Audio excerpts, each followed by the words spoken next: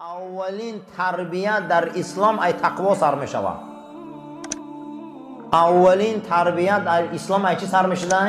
ای تقوا. در یهودیت، در دین یهود اولین تربیت ای کجا سر می شود؟ دوست داشتن ملت یهود. تا ملت یهود نباشد تو را هیچ محل و یا در دینشون قبول نمیکنن. یا مادرت یهودی باشه یا حتما خودت باید ملت یهود باشه.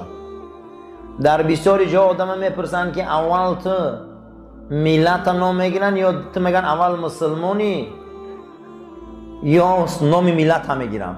او انا میخیلن تو اول میگن مقصد پیروی دین موسی یا یهودی. اگر گویی که پیروی دین موسی و یهودی نیست قبول نمیکنن.